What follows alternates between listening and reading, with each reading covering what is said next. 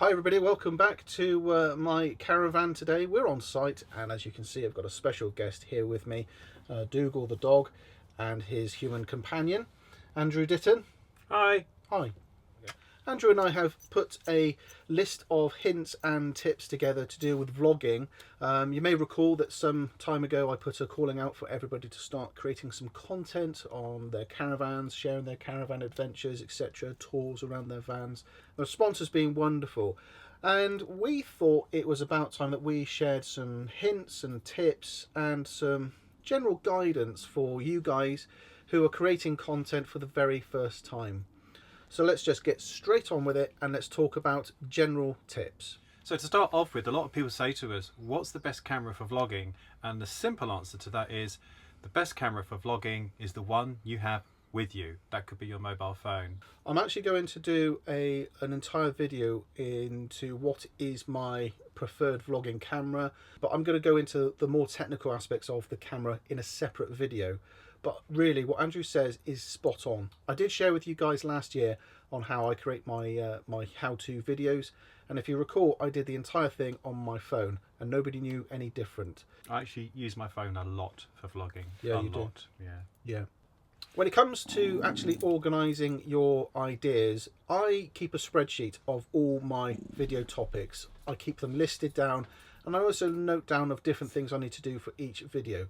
I am slightly less organised than Dan. I do make a list of ideas as they come into my head and try and keep them in one place. So I'm a lot more fluid than Dan, but generally, yes, I do keep some things written down, but I do keep too much in my head. Writing down is good. As far as software goes, people ask what the best kind of editing software is. And again, generally, there are two main kinds, whether you're on a PC or on a Mac. And with PC, it's Movie Maker. With Mac, it's iMovie. They are free. They come with your laptop. And generally, they are as good as anything. They really are. And before you go to any more technical editing software, I would at least get used to one of those two before you go further, because it's all about the content, not so much about the flashy editing. But to begin with, don't spend any money on your software. There is plenty of free available suites out there. Yeah, I used iMovie for 5 years. Only this year did I start using Final Cut Pro, and it was simply because I just after 5 years outgrew iMovie. So moving on to YouTube itself, YouTube is the beast that we all upload to, and the biggest tip I've got for you for YouTube is constant uploads, frequent scheduled uploads. Myself, I do a Friday upload. I do Wednesdays and Sundays. It could be weekly, it could be fortnightly, could even be monthly, but as long as people know when to expect your uploads and they are regular, because if you stop uploading for whatever reason, people will lose interest. Absolutely. Yeah. Talking about your subscribers and your audience, engage with them. Be mindful of the comments that they're adding. Answer any questions you see that they are asking for you. Just involve them in your world. Build your own little community. I think when people have taken the trouble to leave you a comment, especially a kind or constructive comment, then it's only manners to reply. And I guess neither of us are yet at that stage where they are unmanageable. I think when maybe you get over the 10,000 subscriber mark, then maybe you think, okay, I can't answer everything. But especially to start with, while you're building your audience, you're building your community, be polite and invest some time in those people who have just invested their time in you. Now, the like and dislike is a strange beast for us creators. It's lovely to have a thumbs up because it's a pat on the back. It makes you feel lovely and warm inside. But when you get a thumbs down, it can be a bitter pill to swallow. As a content creator, I strive to make great content. I try to improve every video I create. Now, if somebody doesn't like that, I would like to know why they don't like it. Was it the content wasn't what they were expecting? Was what I said incorrect? Did they not like my top? And as a content creator, that's a really difficult thing because I'm now left in limbo wondering, why are so many people not liking my video? Thumbs up is always nice. It's just a little, yeah, I enjoyed that. And that's fine. But thumbs down, I want to know why you didn't like it, Yeah. and what I can do to make that better. So that does lead us nicely onto trolls, and trolls is probably the biggest threat, the biggest impact you will have on your YouTube or any social media exposure.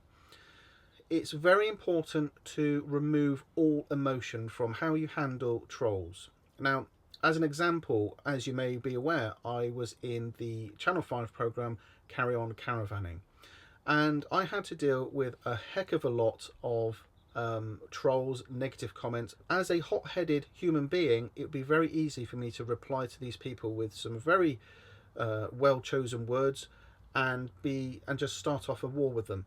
But the point is this: you need to remove the emotion, and the only way I could justify this and to remove all emotion from it was to create a very simple flowchart of what I should actually do. Have I seen this comment? Is it hurtful? Yes. Is it not? Whatever. And it just takes you through a whole process of what to do when you have a hurtful comment. Now, if you want that, it's available to download from my blog, and I'll put a link in the description below. The main thing for me is to switch the laptop off, walk away from the complete environment, take the dog for a walk. I don't care if it's midnight. I will go outside and do a 5-10 minute walk with the dog, get back outside into the real world. When you come back, it's nowhere near half as bad. And if you really don't know what to do, just do that, sleep on it, give it 24 hours, and then the next day, then maybe act upon it, delete it, or whatever you want to do. You have to understand that there are some people out there who are just jealous and they can't create for themselves. I heard a great quote from one of my favourite YouTubers, Anthony Ongado from Break the Twitch, and he told me something that was always resonated, which is, for these low people, it is far easier to kick over other people's sandcastles than to build their own. And that's what they're doing. They want to kick your sandcastle over because they can't be bothered to build their own. That says a lot about them. Don't stop doing what you're doing. Don't let them keep kicking your sandcastle over. Just keep rebuilding it. So some practical advice now when you're out and about with your camera and you're vlogging, and this is just some tips that Andrew and I have picked up over the last few years that we've been doing this. Always have a backup battery. I always have a second battery fully charged, ready to roll, and if I'm using my mobile phone, I'll make sure that's fully charged. And if you've got one of the little power packs you can plug in to keep it going, that's the main thing. Just make sure we have enough battery power. I have 3 batteries for every camera I have, and I number them. I used a Tipex pen and I number them so I know which battery is which. So the next thing is the memory cards, and make sure that you have at least 3 or 4 cards of good quality branded cards. I cannot tell you the number of times that I thought I had a great deal off of a particular auction site, bought myself a 99p card, thought it was fantastic, and it turned out to be absolute rubbish and removed all the content from it.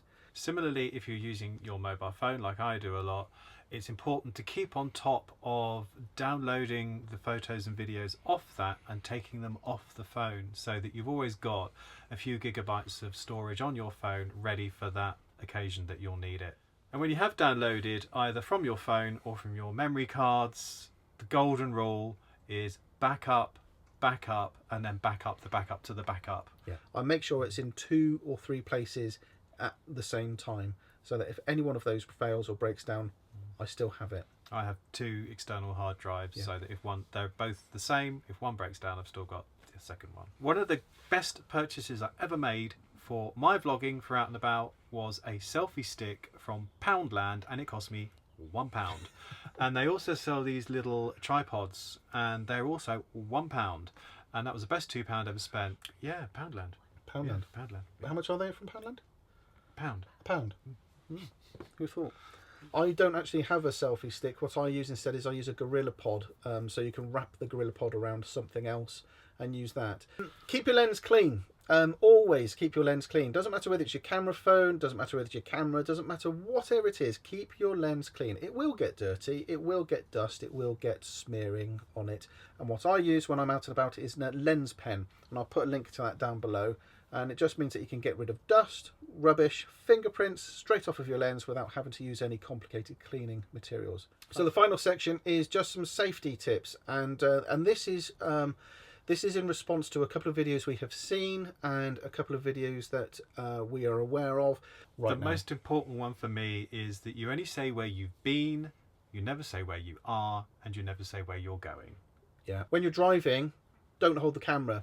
Be hands-free. Do not hold the camera. When you're on site, be respectful. Not everybody wants to be filmed, so, you know, don't put your camera with somebody else's awning in the background. Use your own awning or your own caravan as a background, or even just some blank woodlands or, you know, blank space behind you. And moving on from that, of course, sometimes it can be really tempting if you see, say you're doing a site review, you want to do the children's play area. Obviously, you need to make sure there aren't any children in it. And it's very tempting. We all want to capture children laughing and smiling, but without their parents' permission and without written permission from their parents, just don't even go there. And I think that's it from us. Yeah, that's about it. Yeah, excellent. If you've got any questions about vlogging in general, put them down below. We will be addressing more parts of this as the year goes on, no doubt, because it's such a wide subject area. So I'm sure we'll be capturing more parts of that. But I think that's it from us. It is indeed. So thanks ever so much for watching. I'll see you again next week. But you know what he's going to say, don't you? Thanks for tuning in.